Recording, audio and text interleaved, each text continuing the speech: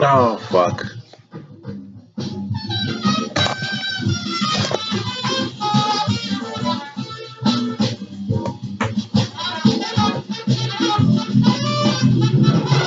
Oh, shit, are we live? Unsupported resolution, huh?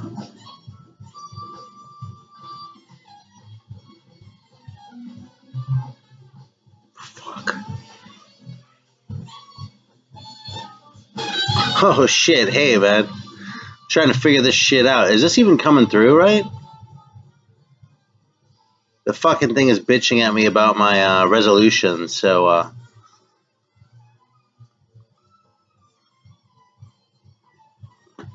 yeah, looks okay. Alright, well, we'll just fucking do this then. The thing is throwing me way the hell off the lag, so let me just adjust my shit real quick here. Yeah, I haven't done this in a while, man. I'm kind of like... I was like trying to lift this thing up too, so yeah, hang on, we have more fucking boxes to put underneath the laptop. That's what I'm doing here. Check this shit out, man. It's just you. Look at that.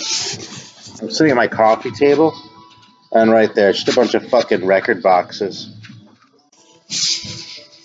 I say it's just you, but like anyone else can be able to watch it later. But thanks for joining, man. First one up. Let me grab something.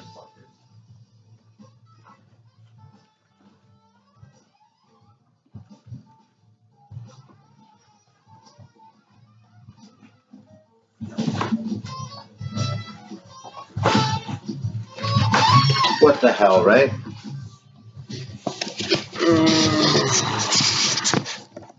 Yeah, organized as usual, right?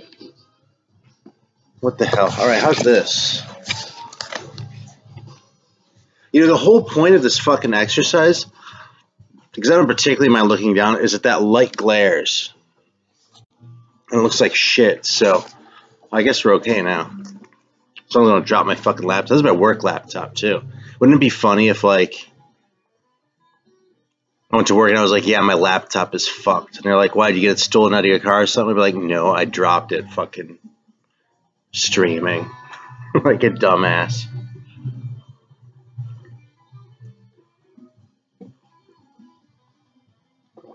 All right, well, I've got no agenda, man. I've got some records I can show. Yeah, exactly. Live streaming to my record nerds. That's exactly what the deal is. All right, why is it saying my health is whack here? Stream health. Check resolution. Oh, it says it's not optimal. Oh, shit. It's so weird, man. This fucking thing is,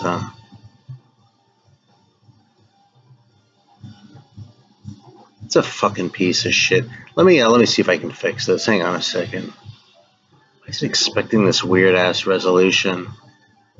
Yeah, what do you want to talk about, man? Here, give me a second while I figure this shit out. 64 by 600. And,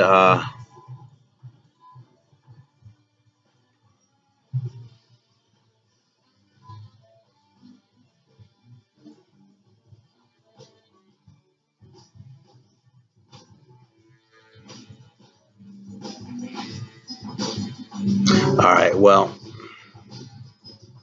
looks like I can't do anything without stopping, so I'm not going to do that. I'm just going to keep going. So the hell with it. This is the resolution that God wants. Alright.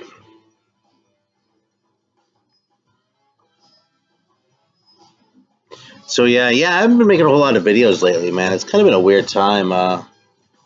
Yeah, Spencer, my older boy, who used to make videos with me from time to time and shit. He's going to be graduating from high school pretty soon, and I think he has a college picked out. And there are a lot of good things I could say about South Carolina, but one of them is not that we're brimming over with prestigious schools here. So he's in engineering, and for engineering schools. Eric, hey man, thanks for joining. It's good to see you. So for engineering schools, I mean, Clemson is, a good school.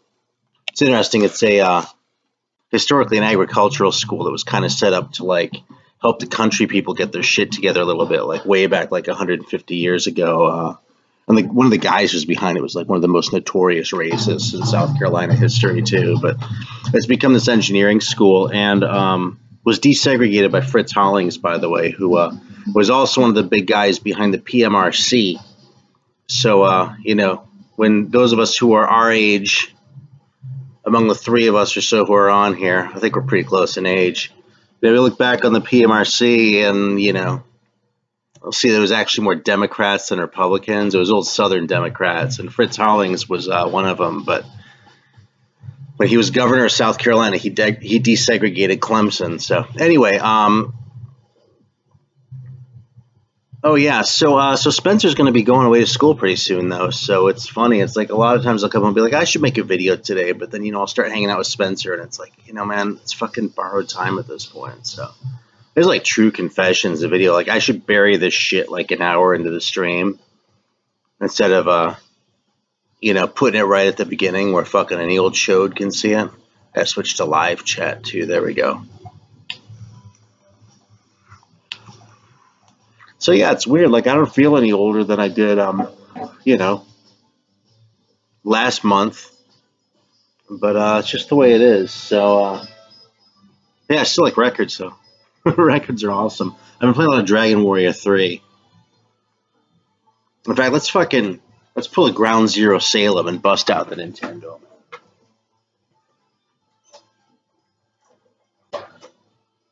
Because this right here, this is a really good fucking game, man. It's just fun. Dragon Warrior 3, can you see that shit? I don't have the case or anything, right? But it's not the cheapest game anymore, unfortunately. But yeah, but it's awesome. This is supposed to be the best one. I mean, I don't know if anyone says that other than my brother. But he played all the shit because he was just the right age. He's like actually 7 years younger than me, but you know, I was just a little bit too old. I played Atari, but by the time the Nintendo came out, I was collecting records and I was interested in girls. So like I remember seeing Zelda and going, you know something, this is the coolest fucking thing I've ever seen in my life, like head and shoulders, when I saw the Legend of Zelda. And I'm not going to devote any time to this right now because I have other things I'm interested in, you know? So, what's the new one? It's the new Dragon Warrior that's coming out? Was there going at Mr. Meatwad? Anyway, yeah, this is a fucking fun game. How about that? I had no idea. I don't even know how many there are, though, because honestly, man, I only play the original Nintendo at this point. I do like the Super Nintendo, and we have one of those here, too. There's some games. I'm going to play Earthbound one of these days, you know. We have one of those sitting here. My younger boy, Coltrane, wanted one of those a couple years ago. So, yeah, Dragon Warrior 11, no shit. Why just have the first 4? I'm going to put that thing back. I'll grab a few records, too, just for the hell of it. So,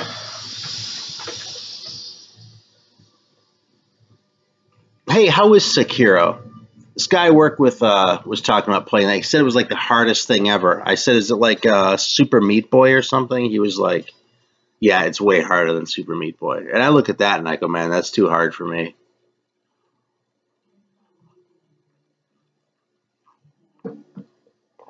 So how is that shit? I really want your opinion on that, Eric. And while you're typing, it's punishingly difficult. You know, it's become a joke around the house to say something as tough as nails.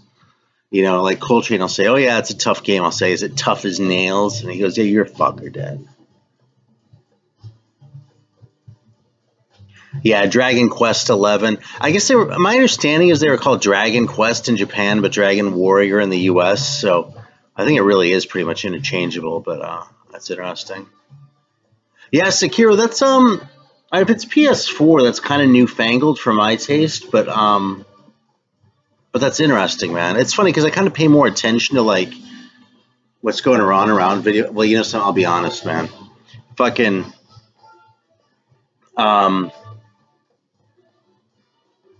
historically in my life, at least since I've been like 17 or 18, I've been like really into politics. I mean, you should hear me talking about like Fritz Hollings, right? Okay.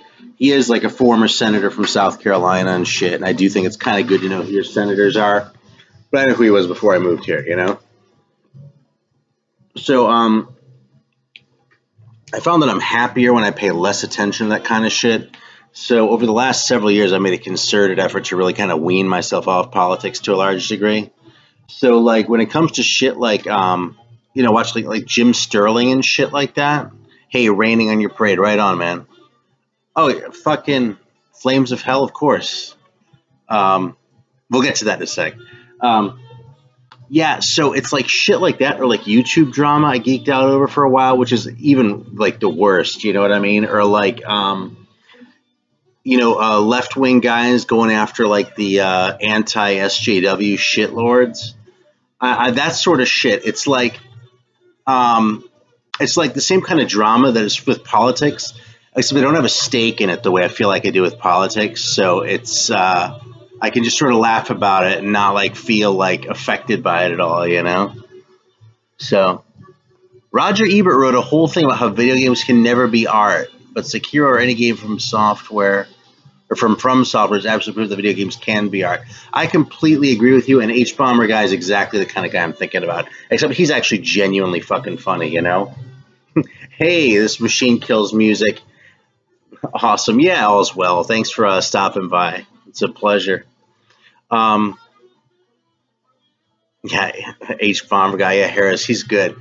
Here's what we're listening to right now. It's actually New Arrivals, my first listen. But I'm kind of geeking out over everything, this deep jazz reality series. And I started geeking out over it because everything was Japanese. And I know about this much about Japanese jazz. Maybe it's up to this much, but it's not, but that's compared with this much. It's not like, you know what I'm saying?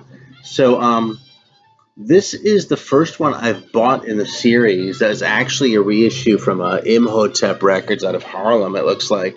So, yeah, this is like a old, early 70s, sort of a Black Power jazz record.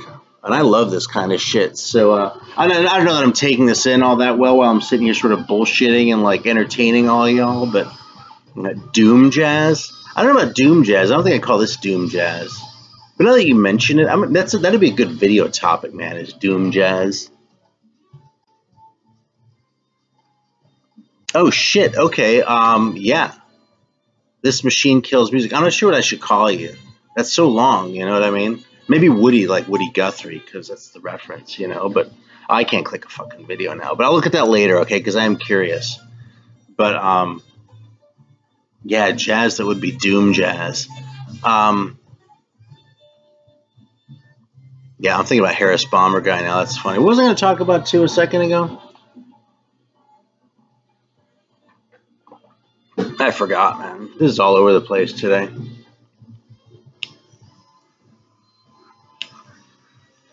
Oh, Flames of Hell. All right, Raining on Your Parade. Yeah, here, I'll bust that up for you. I was laughing about it because there was a fucking guy on one of those forums. I don't even remember which forum it was, but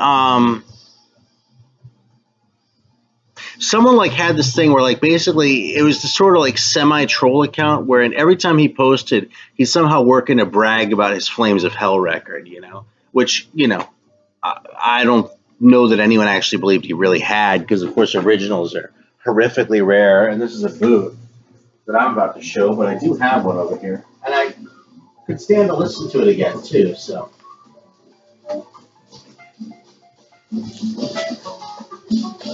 Yeah, I mean, you probably know what it looks like, but, here we go. It's Flames of Hell.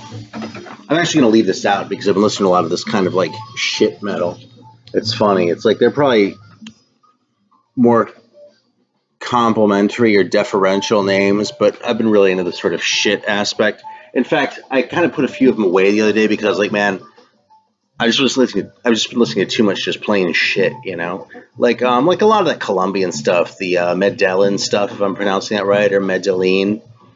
No, Flames of Hell is pretty much okay. Flames of Hell is what black metal was in like 1986, plus a little bit of blackness. Okay. By which I mean, when I think black metal circa 1986, I think the first Destruction record. I think of, I mean, Venom, obviously, maybe Creator, that kind of thing.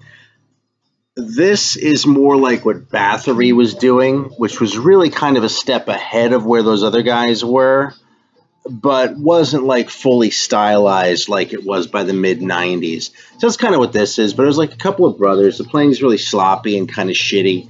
I've been listening to a lot of South American stuff, and that's kind of what I was thinking, because the production's so bad, the musicianship is generally kind of mediocre just because, you know, the resources, right? And fucking these, you know, people coming out of these like impoverished communities, they're not going to sound slick like bands coming out of LA. You know, I don't blame them in the slightest, but I've been really kind of digging that whole sort of, you know, shit sound. And I think Flames of Hell would probably hit the spot right now. Yeah, so that's Flames of Hell. Yeah, you know, the Graf Spee, I have that one too, but I just have that shitty bootleg, which really sounds pretty bad. But I guess I'm going to bust it out from you're talking. Is it over here? Aren't they from Uruguay? Eric's like the expert on this shit. Yeah, there it is.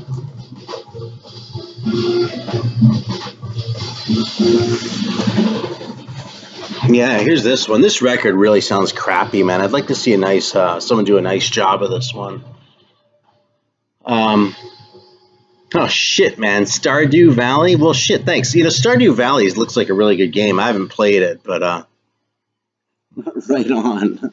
I'll have to check it out. You know what's funny is Coltrane actually got that game. He has that on a Switch. And I'm like, dude, when are you going to play that fucking thing? Because I want to like hang out and watch you play. Because I love doing that. I'll just fucking kick back and watch him play and listen to music and shit. It's like watching streamers, only it's my kid. You know, it's better. So, yeah, see, I never played Harvest Moon either, so I can't say if it's old school Harvest Moon. That's funny. Yeah, you all should. That's good, like, vinyl community networking, right? That's part of why it's corny to say vinyl community.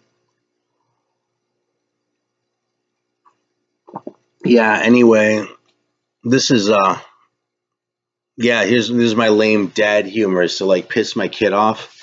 I call it Stardew Valley, you know, like the Pokemon. I'm like, hey, you gonna play some Stardew Valley? And he's like, fuck you, Dad. Let me flip this record.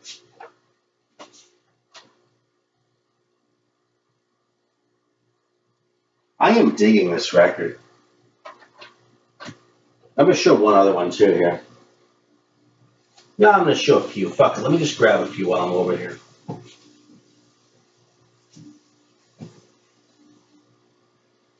This thing sounds a little dusty, so I'm going to try and clean it a little better.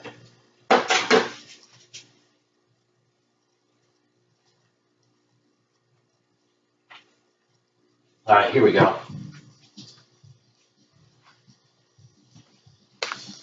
That's funny. I think I've pulled out more records to like listen to later than to show. Nah, that's not quite true. I'm going to move these over. Shit, okay. Right on. Hey, War God, welcome, man. Right on. Yeah, you know, so it kind of makes my kids laugh too at the Stardew Valley business. I mean, you know, it's kind of funny to like present it as the punchline of one of these "fuck you, Dad," you know, but that's not what they say. They get it. So, hey, check it out. So, yes, this is an Anthony Fantano shirt, and I was actually at the Target up not too far from me here, and some kid recognized it. He was like 20 years younger than me. And it kind of seemed like his eyes, like, he was like, oh my God, an Anthony Fantano shirt. Like, that was so cool. I was like, first of all, I don't think anyone had done that since I was in high school. But second of all, yeah, what can I say? I've spent oh, hey, speaking of, right on, man. Welcome. Look at that shirt. I wore it just for you, dude. So, it's funny. Usually I'm going to say this about a fucking band or something, but I got this at the show. No joke. So that's funny. I've got nothing but good things to say about Anthony, but now that he's on, it's like it feels weird. It feels a little bit ass kissy. So I'm going to have to refrain. But here's what I'll say. His channel is way bigger than mine. He works way harder than I do. There we go. Thumb Finger, man, welcome. It's good to see you on here, dude. So, I wonder if Mr. Fantana has the Flames of Hell record. Because, you know, every self-respecting metalhead has to have the Flames of Hell record. It's funny, it's like an inside joke that I think only I get. It's kind of stupid. Hey, so here's one that I played before. I actually really do want to proselytize. That is like the best compliment ever, Machine Kills. I appreciate that so much. The comfy thing with the videos. That really is what I go for. All right, so listen, I want to talk about this record for a minute here. I've probably talked about this before, but Blues and Roots by Charles Mingus. In fact, my 5 jazz records for an interested novice video that I did a long time ago, where I was kind of deliberately trying to counteract the whole, yeah, check out Take 5 and Kind of Blue and Love Supreme and all the other like obvious jazz records that every asshole will say to go check out. And they're all great records, by the way. I'm not disparaging any of those records, but you've heard them already. And if you don't like them, you don't like them. It's not going to turn you on to jazz. This is one of the ones that I put in there because if there is one song that got me going on jazz, it is probably Wednesday Night Prayer Meeting. Right on the top there. And I want to hear the story, actually. It's a little bit embarrassing, really, but I was thinking about, you know, we're going to have a second kid, right? Oh, awesome. Thanks, man. Dude, you do need this one. No shit, this is the one that got me into it. I was like, I got into a point in my life where I'd kind of given up on really getting jazz. There were certain things I liked. I've always loved John Coltrane, okay? He's always spoken to me. And my first Coltrane record was Ohm, by the way. But that stuff has always spoken to me. But, like, I had other jazz records, and I kind of, you know, it just didn't really get my juices flowing, you know what I mean? It's like I kind of liked it, but I just felt like a poser listening to it. So I was like, oh, fuck it, man. I'm not kidding anybody. I'm a metalhead, so let's just get rid of that shit and quit pretending, right? So later on, right, we're going to have a kid, right? Our second one. My first one's Spencer. The second one is Coltrane, right? And I was trying to decide, man, I really kind of think it's awesome I think it'd be cool to name my kid Coltrane, but I'm not sure if I really have the balls to, like, give him that bold a name. But more importantly, if that's, like, the only jazz guy I like, then I'm just a fucking poser. You know what I mean? So let me, I'm going to go out. I'm going to, like, get a bunch of $10 reissues, because you can still get $10 reissues at the time. And I'm just going to start listening a little bit of jazz. And if I get into it and dig it, then we'll see. And if not, then just I'll put this out of my head. So I put that one on first, just grabbed it sort of randomly, not completely randomly. I knew who Mingus was. But I put that one on. And Wednesday Night Prayer Meeting, I just laid on the couch. It just blew my mind. And I was like, my God. And that was like the thing. That was the key. Like, that was the door that I walked through that, like, opened up the whole world of jazz to me. You know what I mean? And it's kind of been more like a funnel. It's sort of gone like this and gotten wider and wider. You know, first it was just like the big names, and then like sort of expanding beyond those, the Blue Note and the Impulse stuff. And then I kind of went to Europe, and lately it's been Japan. And there's just so much. It just goes on and on. But, like, in a way, this was really like the one that got me. So if you wanted me to recommend one Mingus record, I actually might recommend The Black Saint and the Sinner Lady, because that's one of the ones that I turned on to and, like, really loved, like, going back to when I was in high school. But the one that really sort of changed my life was this one. So, all right, so what am I missing here now? First of all, I appreciate everyone who's come in. A bunch of people just came in. Okay, Eric. First Cat, I do have the what's called 666, the reissue on Nuclear War Now. I just listened to it the other day. It's great. It's still sitting. Actually, it might be sitting in front of me. I think it's still sitting over there, though. Okay, fantastic record. And I am by no means an expert on the Polish stuff. What did I just get the other day that was Polish that blew my mind? I don't know. It'll come to me. Whatever. So, okay. Yeah, Mingus, right on Thumb Finger. You're on board. Harmless Rebel, first of all, good to see you, man. Thanks for joining. I was bummed I missed your stream the other day, but your thumbnail that you got out of that is the fucking best. I, like, laugh every time I see that thing when I'm scrolling through my shit trying to catch up because I'm perpetually behind. You know, rap to jazz, I actually don't think is all that weird a transition, because you get a lot of the breaks, a lot of the beats, and that there's an aesthetic that comes with that. You know what I mean? There's a certain sort of way of listening into a groove and sort of getting your head around it and sort of soaking it in that I think you get from rap. I'm saying this as having someone have come really late to rap, okay? But I feel like if you get into that, then when you hear that shit on the original records, as long as you're not already hostile to like funk or jazz or something like that, it can be kind of a good entry point. So now I really kind of came to the other end because I just got into rap really about not even a full year ago. So it was kind of a weird thing because I'd listen to these old records and I'd listen to funk and soul and shit for decades, right? So like I already would like recognize the beats and shit, you know. But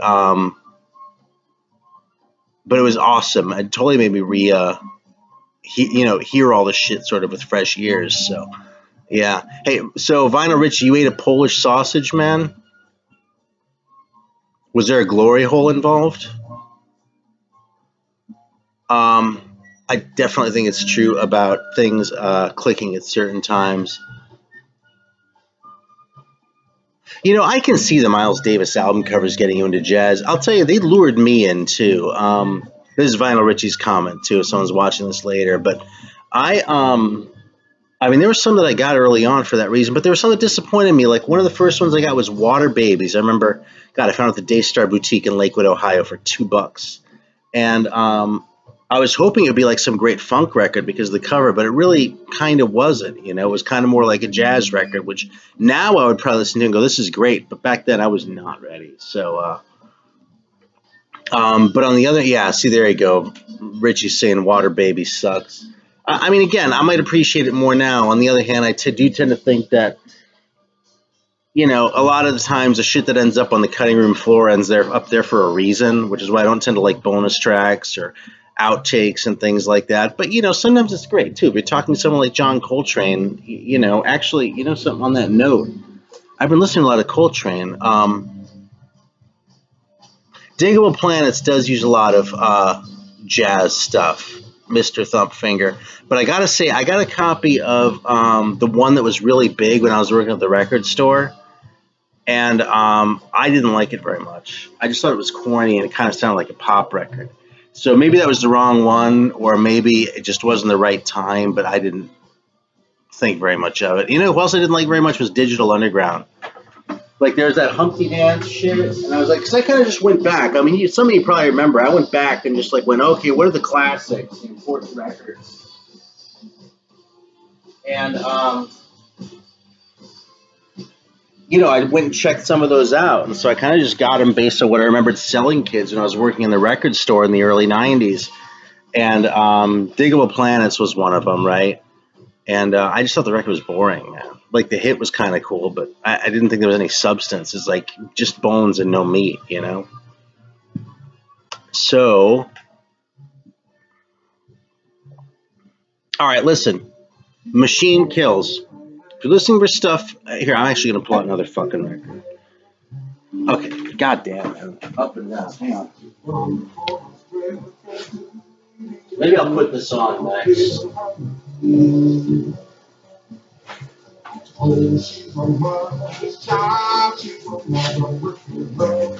Okay. If you like John Zorn, and you want to expand beyond that a little bit, check this out. Okay, here's a legit jazz record. This is Yankees. Derek Bailey, George Lewis, and John Zorn. So get your John Zorn fix, but it'll also turn you on to Derek Bailey. I mean, I'm pointing as if that were him. It's not.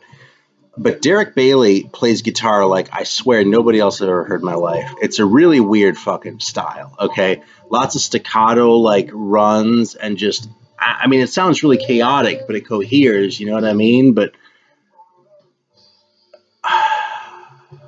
I always want to say it sounds like a fucking bunch of spiders, like, running all over the fretboard.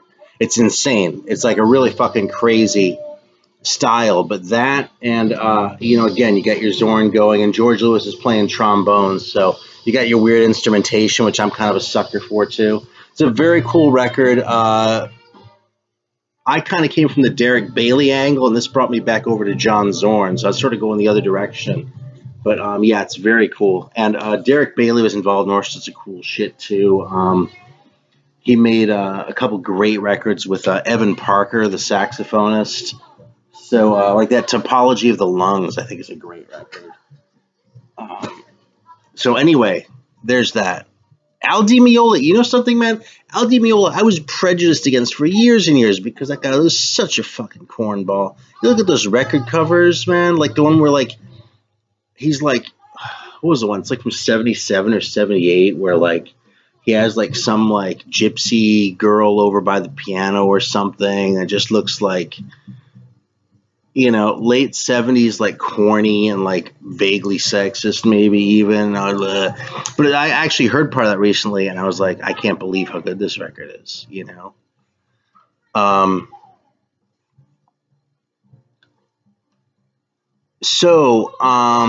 Oh, yeah. So the Coltrane stuff. What was I saying about with outtakes, man. I actually kind of just recently turned on to these. The Mastery of John Coltrane records from from the late 70s, and these covers look so shitty and so cheap, more importantly, that it was really off-putting for me for a long time. But the stuff on these is actually really good, man. This is like classic era Coltrane, and this has Dear Old Stockholm on it, which is actually my favorite version of Dear Old Stockholm. Jaco Pastorius is a good choice for #1 cornball. Lionel Richie. If you're going to pick one, I got to say it's a good pick. It's a better pick than, Barry Gibb. That's for goddamn sure. Yeah, there's at least one. I have one other of these. It's even better than this one, but, it's not so bad. Another Coltrane I've been playing, though. There you go. Some Gravedigger, huh? Chemical Reaction. Right on. What makes you think I have Gravedigger records, dude? We're talking about Coltrane, man. See some Soul Train here? Look at that.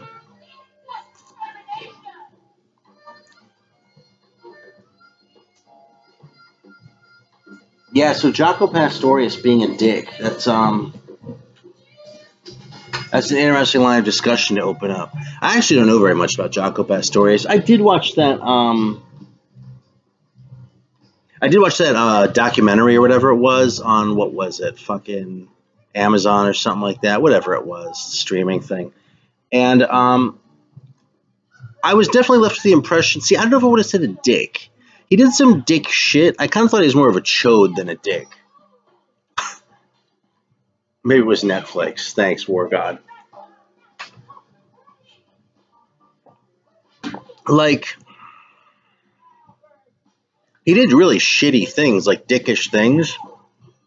But he did it more because he was such a fucking tool than because, like, he was actually a dick.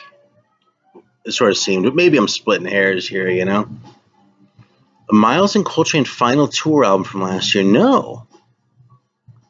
I missed that somehow. I got that Lost record. God, what was it called? I forgot. This one.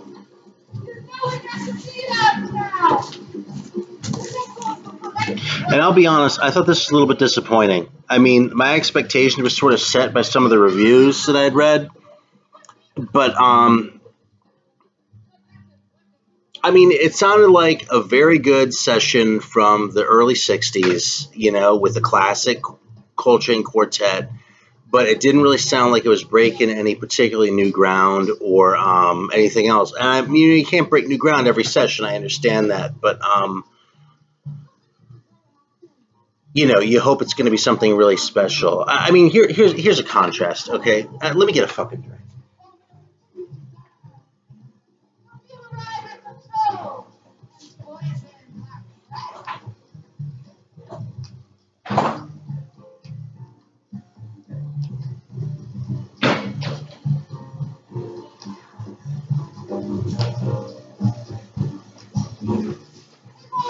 I had some tonic water.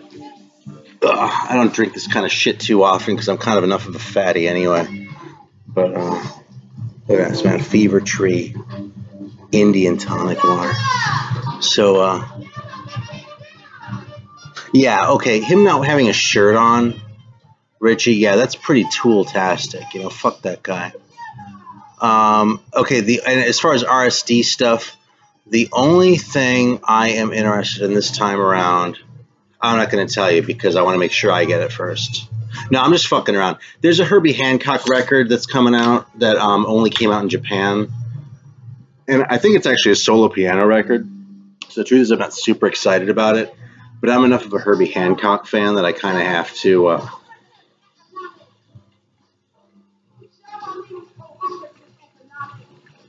I don't want to say complete the collection because it's not really about that. I just want to hear it. You know what I mean? I got a really corny ass Herbie Hancock record.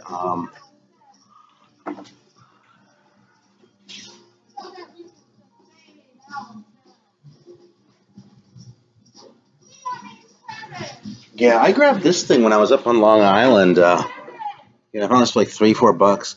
I mean, this cover is great. I mean, you know, you can't really argue with that, right? I mean, it's perfect. You know, he's got the scut and he's got the glasses, he's got the mustache, he's got the fucking collar, he's got the chains, he's got the unbuttoned shirt, he's got the afro, he's even got the Olin Mills lighting. I mean, this cover is perfect. It's a 10 out of 10. You know, but I don't know, man. You know, it's like if it had actually just been a vocal record, I would have passed on it. But first of all, that picture looks good, and then it's all through the vocoder. So I was like, well, shit, man. So I don't know, man. It's cheesy. This record's super cheesy, but I kind of liked it. Like, it's a little bit indefensible, but I really kind of enjoyed it. I don't think I've ever heard any of Tommy Bolin's fusion stuff, War God. I don't blame you for trading away Sunlight, Richie. Not at all. All right. Who's asked about favorite Herbie Hancock records? Okay. Sir Meatwad, how into jazz are you? That's my first question.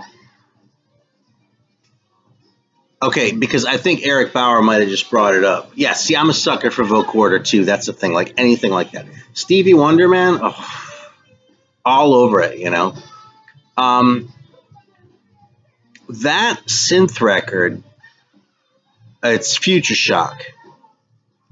And the hit was Rocket, unless you're thinking of Auto Drive. Is that what you're thinking of, Eric? I'd bet you $10 it is. I bet $20 it is.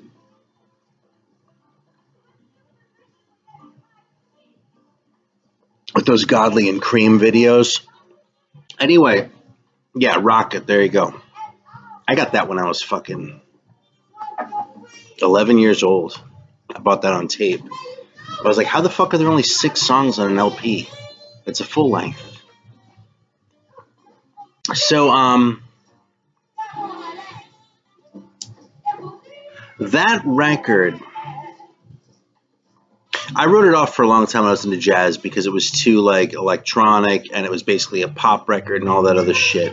But coming back around and listening to it again, that is a legitimate jazz record in all sorts of ways because, first of all, it has all the weird shit. It has all the experimental type of shit that Herbie was doing anyway, and doing something that sounds gimmicky now with the turntables on that record, okay, was not only pretty fucking new in 1983, but was in keeping with Herbie's inclination to sort of try out new shit and introduce new things into his music, like he'd basically been doing since the Headhunters days when he started really bringing in the electronics a lot. You know what I mean? I mean, there was a little bit of that before with the, what's it called, the Mondishi group.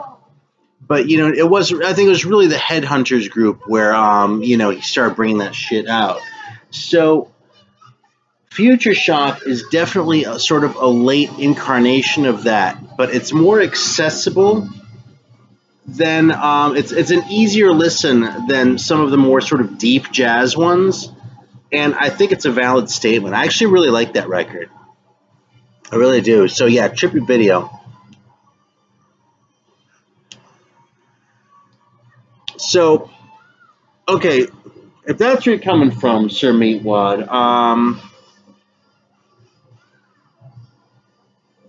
it's hard to say. I mean, yeah, it's tempting to say Headhunters because that record is so easy to enjoy. I agree on them on Dishu Records. Sextant is my personal favorite. Okay, I love that record. Yeah, there you go. And Manchild is great. I mean, I think Vinyl Richie just laid it out, but I really like some of the earlier ones too. One record that I don't think it's talked about enough, and I'm spacing the fucking name of it, is this one.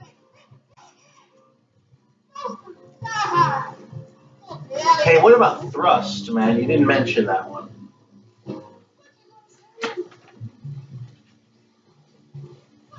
Yeah, this is his third record as a leader. Inventions and Dimensions. And aside from the fact that it's a great cover, this one has an experimental feel to it in a way that I didn't hear so much in his 60s records. Yeah, Thrust. You did forget Thrust. It's a great record, too. Fucking Benny Maupin on the bass clarinet. See, that's another thing I'm a sucker for. Fucking vocoder, um, bass clarinet. Eric Dolphy. That's why I can listen to Eric Dolphy all day long. So, would I recommend Crossings? I like Crossings a lot, but Crossings is it's about as free as Herbie ever got. It's not Albert Eiler free, but it is. There's a lot of stuff going on in there. Listen to it, man. That's really the best I can say. Just listen to it and see if you like it. This is more like a traditional jazz record, but you hear the experimentation going on in this. It's kind of more percussion heavy. I mean, it has Osvaldo Martinez. I don't know who that is. Maybe he's related to Sabu. I don't fucking know. Not that Martinez is an uncommon name or anything. Lived in California long enough to know that. Um, but yeah, this is a really cool record too, and this one people kind of snooze on a little bit. I mean, unless they're collectors paying for it, but there's a reissue. I think it cost me $10. All right, so what are we talking about? Oh shit! God damn. There we go.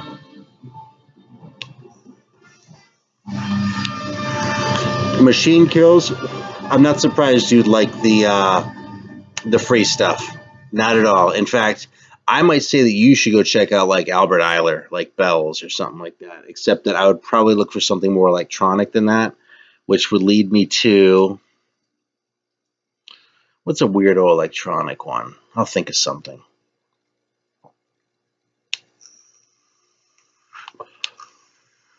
The breakdancing thing, I don't know. It's kind of hard to believe in retrospect in a way. So, Vinyl Richie, you know what? Oh, look at that. You just beat me to it. J.K. Baca, right on. Flood. That,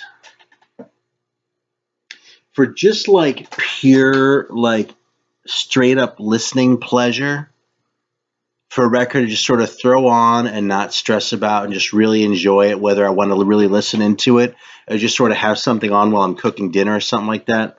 Flood is a record I can come back to over and over. I just feel like that's the best. I actually didn't like Manchild until I sort of got into it through Flood. I thought it was corny, right? Then, yeah, I came back around on that shit, man. All right, let me put something else on. I'm going to put on a weird electronic one. I don't know how weirdo it is. This is another new arrival, okay? I just got this. But this is the Electric Keyboard Orchestra. Or Electro Keyboard Orchestra. And it's actually in the series I think I talked about recently, this Deep Jazz Reality series. I talked about him earlier in this video too, right? But I've kind of been grabbing these as I come across them, as I can do it without, like, fucking going broke, because they tend to be expensive. But, yeah, this is just like a bunch of fucking synth players. And it's not really clear to me exactly what the deal is with it. Like, I'm not clear on whether it's a band and, like, who's who on here. I mean, I recognize some of these names, like Masahiko Sato and, that. But, beyond that.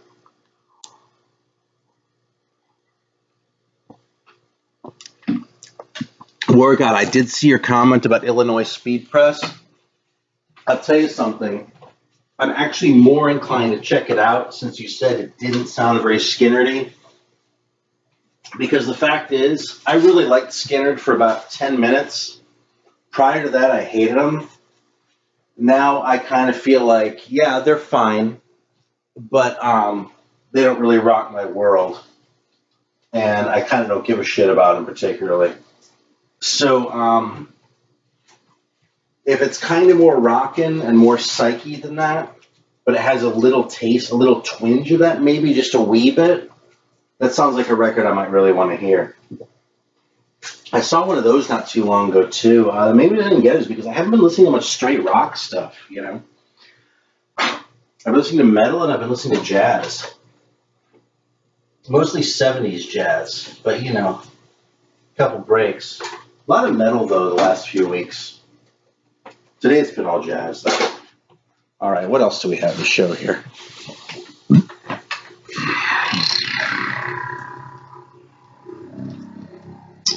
Yeah, Flood until Record Store Day. Yeah, I'm really glad that they reissued that here because I was aware of it. There was a Speaker's Corner reissue of it a few years ago that was like $70 or something like that. It was fucking nuts. And I looked into a copy of that for still more than I would have paid for it. I think I got a copy for like 30 or 40, and I was grateful to find it so cheap. So when the Record Store Day version came out, I was like, right on, man. This is like an easier one. But yeah, but that was a record that turned me on to some of those Man-Child era tunes, you know? So, all right, this is Electro Keyboard Orchestra. I don't know how much this is coming through, but let's hear a couple metal records, though, because I'm talking a good game, right? So, here's Rotor, man. I don't know how to pronounce that Hungarian shit. Tepi something. Tepi Set Minden Lankot. I have no idea. But isn't that, yeah, it's a great cover, isn't it? This fucking, I mean, how can you not want this if you collect metal with this goddamn cover? And look at these guys, man. They're fucking posing cool, but they're caught in the spider web, man. The spider's gonna come and fuck them up. Look at that shit. Actually, just kind of a corny-ass picture, really. And look at that guy with his fucking hat like Fat Leo or something. But yeah, this is kind of a Hungarian classic. Oh, yeah, a demon's ball sack. That's what it means. Right on. Zinzin by Sun Treader from 1973. Never heard of that, man. I've got another pack coming from Russia, Eric. I'll be showing some more of that shit soon. I mean, I don't have a whole fuckload, but there are a few more records coming. I sent away for like a month and a half ago, and the dude like got sick and couldn't send them out for a few weeks. So, but here's another one from Mr. Eric while he's paying attention here. Genocidio. This is actually a legit one, man. I found this here locally, which is kind of nuts. Yeah, look at that, man. The fucking Heavy Metal Maniac label. And like that weird like Scream guy on there. This is a really cool record, man. It took me a couple records to really get in, or a couple listens to really get into this one, which maybe just means I wasn't in the right mood the first time.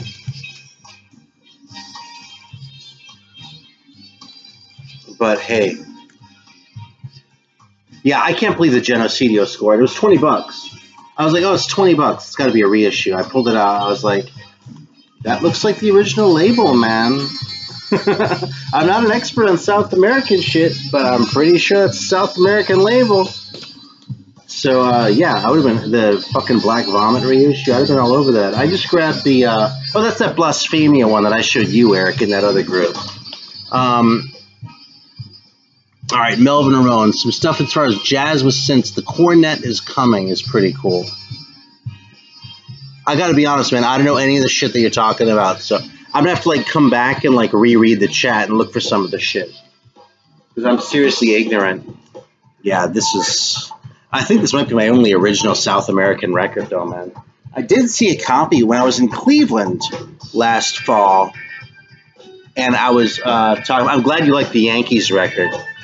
I was a little skeptical with the whole baseball theme, man, but when I heard it, I was like,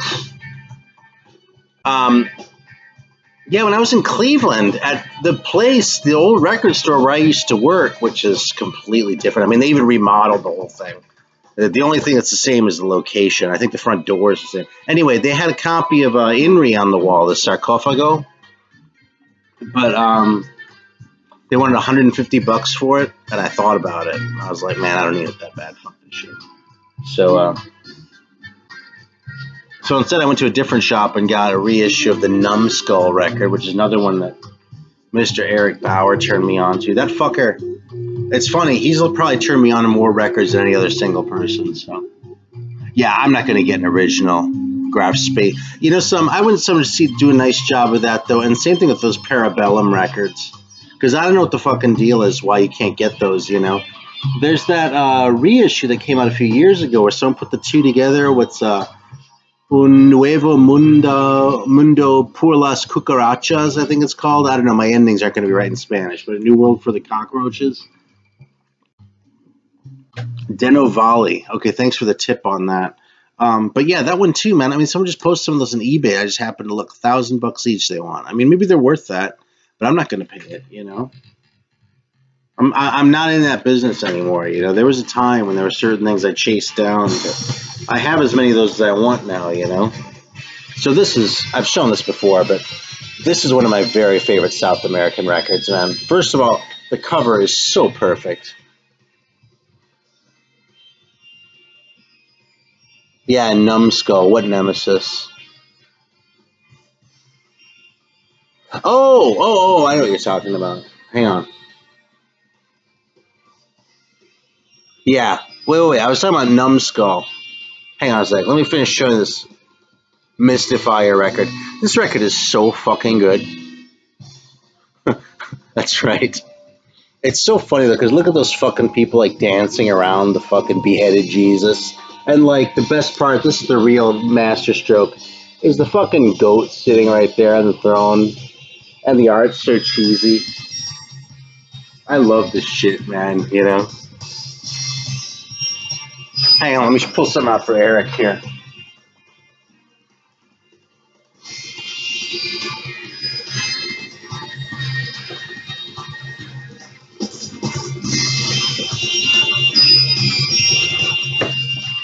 Alright. Man, I got all this cleanup to do after I do one of these fucking live ones. Bust out some of the 45s. Hey, for my 12 questions video, or 20 questions for 2019, I didn't show a 45. I just sort of motioned at the box. I'll show a 45. Actually, I didn't even say show a 45. It was show a 7-inch record. Which sounds so amateurish. Is that one really good? See, dude, I'm afraid to listen to God Loved the World so much that he doesn't live here, whatever it's called.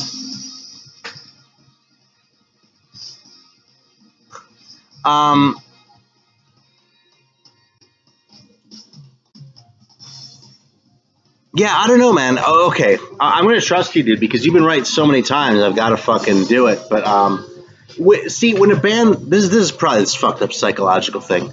You know, it's like when you hear a band, when I hear a band that I really like, just like probably everyone else, right? Wow, that's strong words. Second favorite black metal record. Okay, when I hear a record that I really like, what my inclination is to go out and get more shit by the band, okay? Or other shit from the same, like, era or, you know, scene. That's kind of how I like, the Brazilian shit, I kind of branched out, you know? I didn't want to just get only Sarcophago records, you know? But when I hear a record that just fucking blows me away, like that fucking Mystifier record, I'm kind of get afraid to get anything else by them because I'm afraid it'll spoil it, you know what I mean? Not that you can spoil a perfect record, but, you know what I'm saying? It's like I have this image of the band that I just don't want to be brought down by a record that's not as great as that first one that just blew me away so hard. You know what I mean? So I actually have Goetia or whatever it's called. I don't know how to pronounce it, but there's another one. It's a double by Mystifier that Gray Hayes also did, and I do have that one, and I do like that one. You know what I mean? Yeah, I don't want to tint the rose glasses. That's actually pretty good. You know, it's like they're perfect. You know. Anyway, let's bust this one out right here. Speaking of Nemesis, what do I think about Possessed putting out a new record?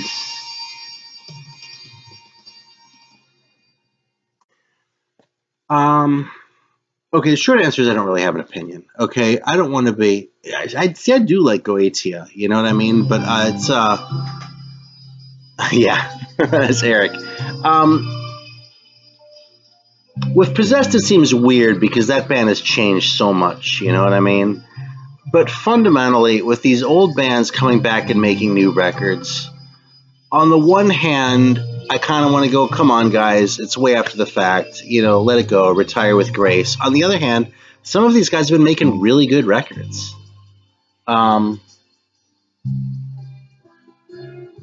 Like those Deliverance records, which I kind of just got to support Scott initially. You know what I mean? He told me about him. He was working on them. He's like, I'll get paid if a certain number of these move. All right, I'll do it. You know. But some of these records, I'm like, God damn, man, this is really good shit. And like, if that's what it took to get me to buy it, okay, man, I'll own it because now I'll like put the thing on just because it's good.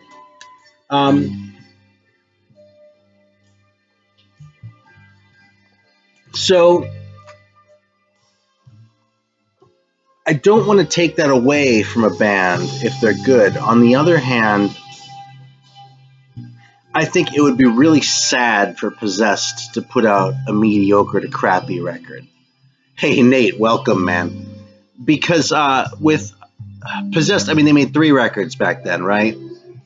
And 7 Churches is perfect. Beyond the Gates, in addition to having my very favorite song on it, kind of blazed some new trails. And then Eyes of Horror kind of finished the statement. You know what I mean? Like, it was the cleanest, it was the best produced. I mean, Satriani was involved, right? If they had gone much further down that path, they probably would have started to sound like everyone else, but they still had that sound. They realized it fully, and then they walked away. You know what I mean? If they put out a record that were kind of crappy, or, you know, a 6 out of 10, that would be a pretty big disappointment. And it would kind of tarnish the legacy a little bit, you know? So that's why I feel like with a band like that, the stakes are unfairly high, really. But I don't want to say they shouldn't do it. I'm going to stop short of that. I'm just going to say I'm a little concerned. Captain Beyond, Uranus Expressway on 7-inch today.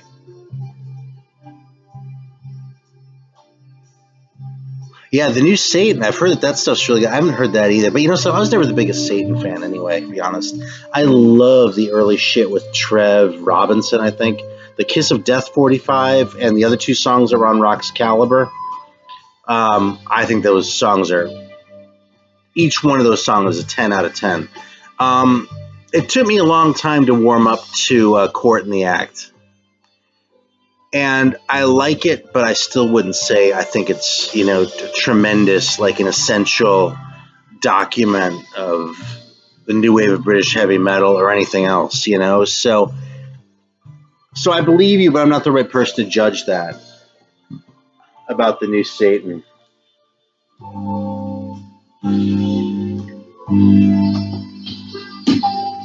I'm trying to think of someone else. There have been a couple other bands lately that have put out really good comeback records, and I'm just trying to blank on them. So, I'm trying to figure out what that Captain Beyond is. Uranus Expressway? Huh. I do like Captain Beyond, too, but let's think of someone else. So, any BBC-type early drone or electronic music? Most of what's in my classical section is shit like that. It's like electronic music, like tape loops, and, you know, I don't have any Avenger albums. I was actually just looking at, what's it called, Bloodsport, just a day or 2 ago. Robespierre's awesome. Oh, I didn't hear the comeback one though either. So anyway, yeah, that's the kind of stuff I like. Like, you know, whether they're making their own synthesizers and shit. When I was living in LA, I went to there's a record store around the corner from me, and I would go there and like go to the classical section and find records that were like you know, 5 pieces made by the Columbia University electronic music department by like some students, like some no-name people or whatever, maybe a couple professors, and you know, just check these things out. And a lot of times they're great, you know what I mean? So yeah, I think I have a University of Illinois one too. So all right, so does anyone else know this record? Because I'm new to this band, man. Stillborn, Necro Spirituals. It's kind of like Doomish from like 89 or 90 from Sweden.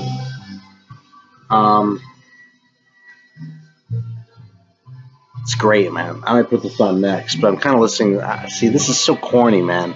Like 5 years ago, I would have been like, what the fuck is this corny ass shit? But I'm digging it. Yeah.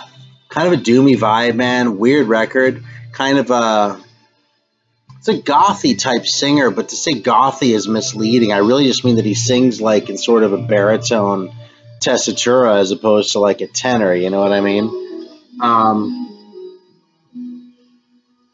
Yeah, this is some good shit. I might put this on next. All right, cool.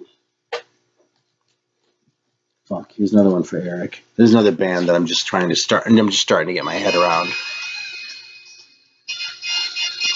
Fucking Poison, man. A German band. I love that cover. I don't know what the fuck it's supposed to be, but it's weird as fuck. It's just a reissue, man. It's fucking, it's not like... Who put this out? Iron Pegasus. Yeah, I have a few Iron Pegasus. I have a couple Sabbath records on Iron Pegasus that I probably worked too hard to find, given that they've been reissued a couple times since. But at the time, I was like freaking out. I think I was right after I saw them. So I'm proud to say I saw them the first time they came to the U.S. I was still living in San Francisco, and yeah, it was an awesome show, man, with Bone All. All right, does anyone know this band? Funeral Nation. I came across these guys kind of by accident. I like this record a lot, man. Just fucking kind of evil metal sounding, but like not like they're trying too hard. It's just like that's kind of how they roll, you know what I mean? Gift Blue Apple. Hey, nice German there, though. Yeah, right on. Funeral Nation, man. This is a really good record. After the Battle. I don't even remember why I bought this, man. I just came across it somehow and needed it, but I'm glad I did because it's fucking really good, man. Yeah, kind of like the Happy Moog. How close to San Francisco are you, Meatwad? Yeah, I lived in the city from about 94 to about 2000. And then again from about 2004 till about 2008. Then I moved out to Livermore. And I was out there for about 4 years, and then I came out here.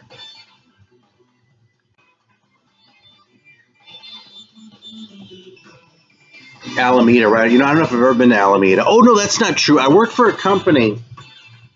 It was a software company. And we had an office upstairs from a coffee shop in some like strip mall in Alameda, like out by the golf courses and shit. It was a little bit ridiculous, but we were never there anyway because it was a consulting company, so we were always at client sites. So, yeah, there you go. Anyway, thanks for indulging me there. You know that dude Lazarus who Scott's been talking about, because I guess they've been exchanging shit. This guy's name's Dwayne. He was one of the first people I found when I started making videos, right? And I actually started about a year after he quit. So it's kind of funny, like looking back on my introduction video, like way back then, like I shout him out. And I go, man, that seems just fucking stupid now because the guy had been like out of commission for a fucking year. But oh well, what the hell? I didn't know anything. It was my very first video. Anyway, that dude, I could swear I saw him at shows in the Bay Area. I know he lives somewhere in the Bay Area. I don't know where. If I did, I wouldn't necessarily say here anyway. I'd see the town, but you know, that kind of population density, not exactly going to stalk. But yeah, man.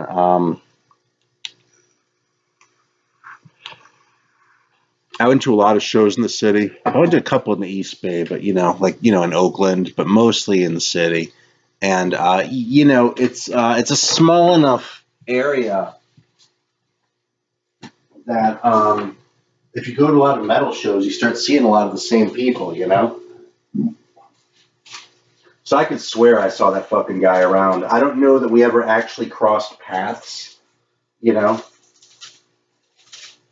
Which means if we did, it was friendly, because if it was unfriendly, I'd remember. But yeah, but it was weird. See, I might just be dead wrong, though, too, because there was another dude who I thought might have been the guy who actually turned me on to Faust way back in 1991, maybe, something like that. But it turns out he's not. So, but he lives in the right part of the country. He lives in North Olmsted. What's his name?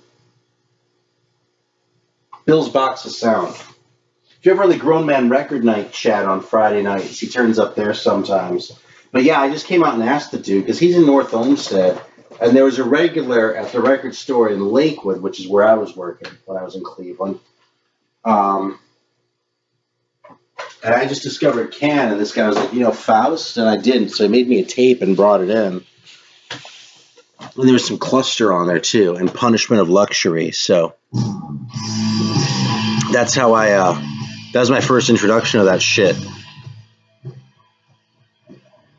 So anyway, I thought it might be him, but it wasn't, so.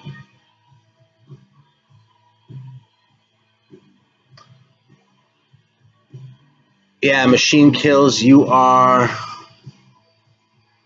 right to be jealous of the Bay Area because there are a lot of fucking shows there.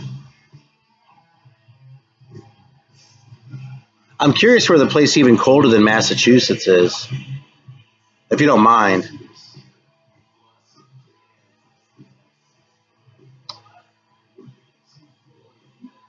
Streetlight Records. Streetlight Records lost a lot. I'll turn this down just a little bit. Yeah. Oh, Minnesota, Jesus. Yeah, that's pretty different. All right, this is Stillborn. I'll bring it down a little bit so I can talk. Man, this is so much easier than trying to plan a video. When I started, I was like, I don't know what I'm going to talk about. And Sir Meatwad helped me through those first couple difficult minutes. Now we're all going. All right.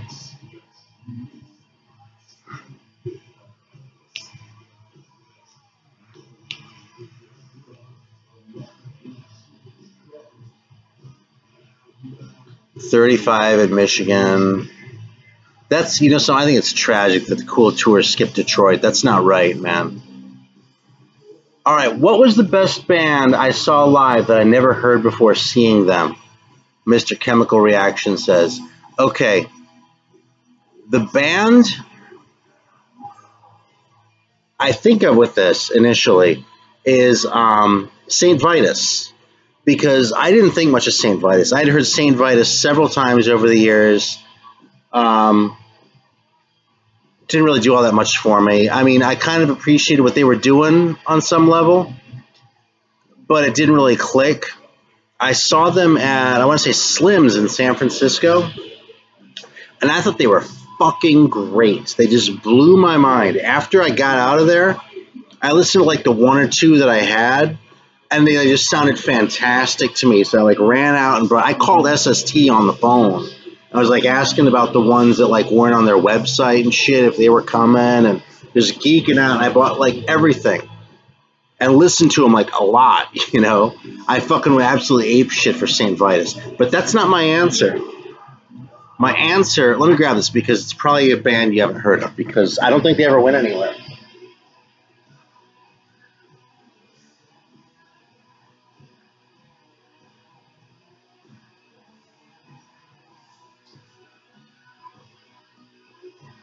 All right, so I went up to Cleveland in like 2001 or 2002 or something. I was living in Austin at the time because I heard the Easter Monkeys were doing a reunion show. And it was easy for me to fly at that point in time for reasons I won't go into. So it was going to be them and like the Def Nicks and some other Cleveland bands. But the one that I really cared about was the Easter Monkeys. And so I went up for like a weekend and hung out with a friend of mine for a few days and saw the Easter Monkeys and flew back. Pain Teens, that's interesting. Okay. The night before the Easter Monkeys show, my friend and I, we got high and went out and didn't really know what to do with ourselves. So we ended up at some place. There was this band playing. There was this band, Nucleon. And they blew my mind, man. I thought these guys were great. I listened to them. They're a little bit obvious with some of their samples and some of their keyboard flourishes, but fundamentally, this is like a heavy rock thing. It has like a heavy, like, kind of a stoner vibe, but without being like, they're not Sleep or anything like that. You know what I mean? And they have all this electronic shit going on that I'm just a total sucker for. And as far as I know, this is all that exists.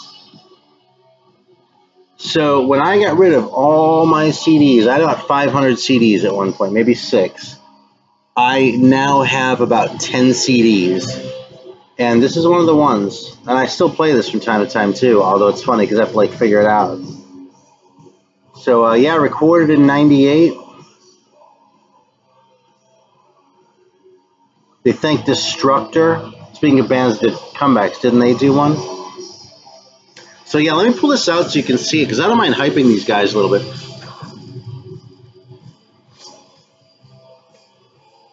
But, yeah, Nucleon, man. I don't even know if there's anything. I think there's a little bit on YouTube, but I don't think the whole album is. Because these guys are just that obscure, you know? And, like, yeah, it's special to keep it. And, I don't want to be like, oh, yeah, I got the most obscure shit. It's more like I just happened to see these guys, and I just thought they were fucking great, man. So, yes, Mr. Vinyl Richie, this is a CD. I just showed a CD. I think the last time I showed a CD that wasn't one of the ones that Mari sent me in the mail was before you started your channel. It was like my 3rd or 4th video, actually. I made a video. I thought this was funny. It's called My Entire CD Collection. Because I only have like 10 CDs, right? So, is the Nucleon cheap on Discogs? It's because no one gives a shit about them. Grab it. It's awesome. That's fucking fantastic. I would actually put it in, but I don't have a CD player in here.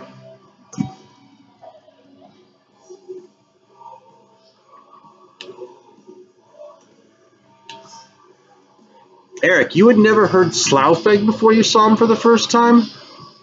That's really something, man. What a band to be surprised by. That's awesome. Yeah, I saw them a lot of times in the Bay Area. It's funny when I first became aware of them was right around Twilight of the Idols. Isn't that what it was called? It was the second LP. First real one, Yeah, and I still think that record's kind of one of their weaker ones, but then when I first heard them, yeah, I was like, oh my god, and like Down Among the Dead Men and Atavism, those are so great, and Traveler. There's like the 3. Yeah, there you go. They play there quite a bit. Awesome. They're good guys too, man. Like,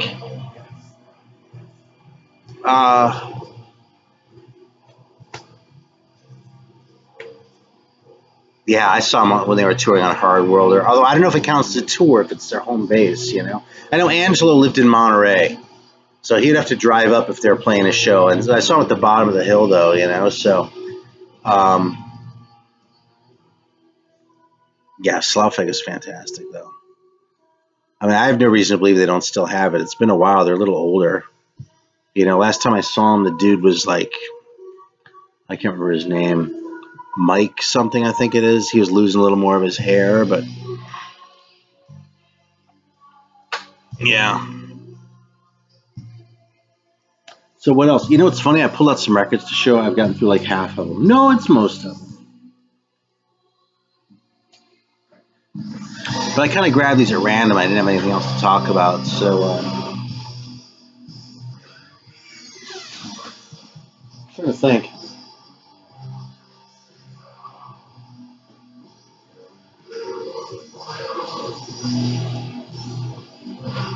There's another one I got when I was in Cleveland last year, man. Dude, you're considering seeing Cirith Ungol in May? What is there to consider? That seems like a no-brainer. Yeah, I'd be there, man. Easy. Fucking heartbeat. I was stoked to find this. Reissue. Not original, but still, man. It's one of these Svart ones.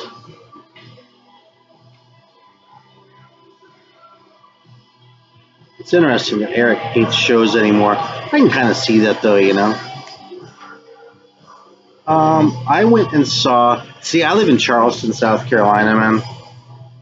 It's a little bit of a desert for shows here. It really is. I saw the Melvins like maybe 3 years ago now.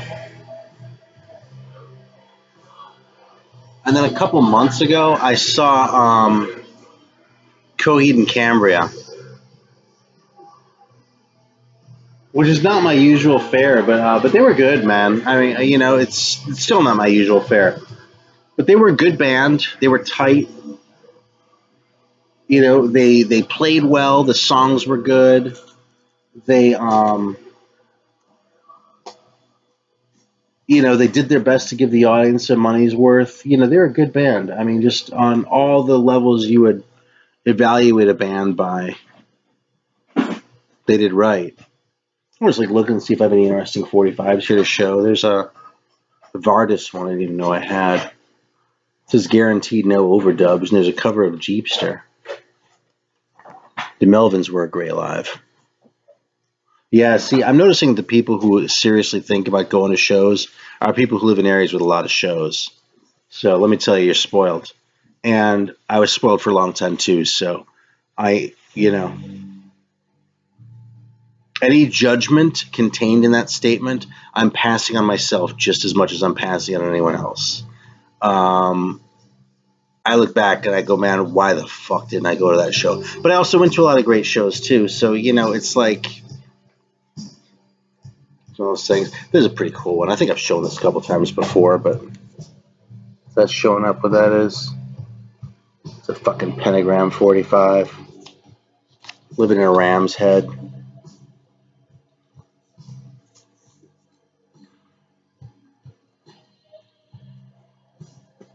Yeah, what the hell else do we have, man? I don't know. I think I might be starting to fade a little bit here, actually. I tend to prattle on with these live streams. What do I think of the new Voivod record? I haven't heard it yet. I just got Target Earth maybe a year ago now. And I didn't listen enough times to really take it in. I liked what I heard, but it wasn't. I didn't spend time with it the way I had with the other ones. I don't know. I probably should have, actually. There's no reason not to. Anyway, the new one I don't know anything about. What part of Florida were you in, Meatwad? It seems like there are a lot of shows there with that population density, you know? I mean, Jesus Christ, if nothing else, in Tampa, it seems like you'd have access to the death metal. Although if you're in Miami, I doubt you'd be driving there. Yeah, Orlando's kind of far from Tampa.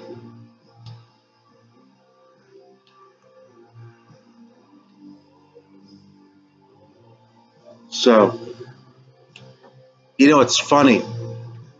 I'm really bad about like driving to see shows. Like a lot of bands come to Charlotte or Atlanta, and I'm kind of like, you know, if they can't come here, then I can't go see them either. Fuck them, you know. Um, which is kind of dumb, I suppose. But, you know, it's a pain in the ass. Okay, anyway. Thinking about it, the only act that I've actually driven to go see was Anthony Fantano. So that just seems a little funny like thing, but hey, what can I say, man? I couldn't bother for Motorhead, but I went for Fantano. I don't think he's on anymore, so.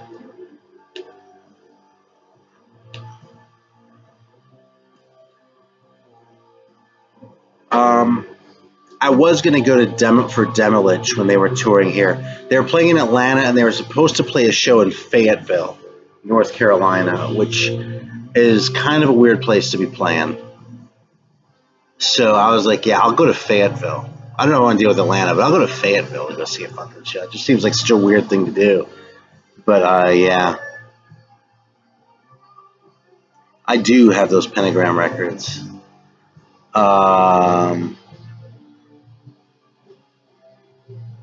Let's see. Rock and Roll Heaven record shop where he sold his first demos from. Awesome. All right, cool. There's a little bit of a thread going on that I'm missing a little bit. That's okay.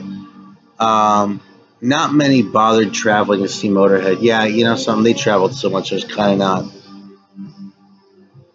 a whole lot of point. Best live show I saw. I can't really pick one. I could talk about. Oh shit. Yeah, of course. I could talk about the shows that I'm most grateful to have seen. One of them is The Residents, you know, because they didn't play much. So I was really glad to have that opportunity, and they had the sense to take it, too. I'm really glad I saw Negative Land. I'm really glad I saw Cluster. Best show. The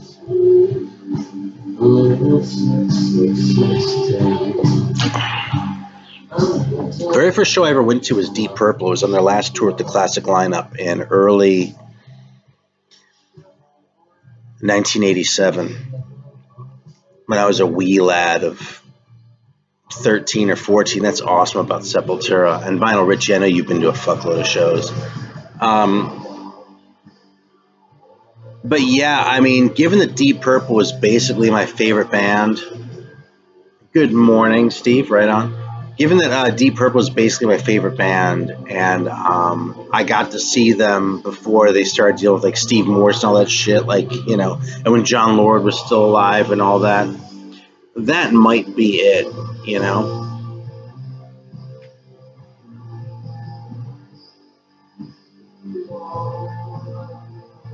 Cake, how about that? That's funny. You know, I was just hanging out with a couple people at work who were talking about how much they love cake. That's funny. Yeah. All right. What else do we have here?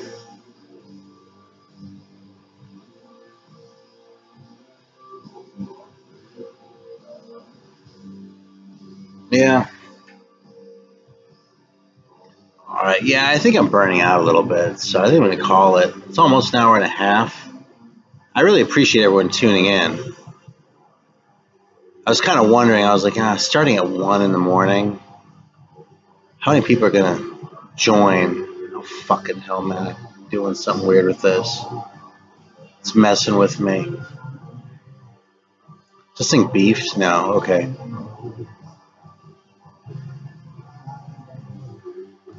All right. I just fucked some shit up. But you know something? I think I'm going to hang it up. So,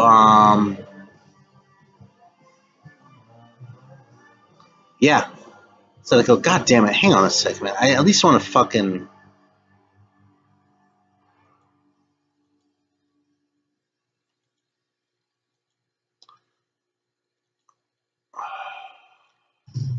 I can't get these fucking emojis off here. How do I do this? Am I just like too dumb? Oh, there we go. Okay, I got it.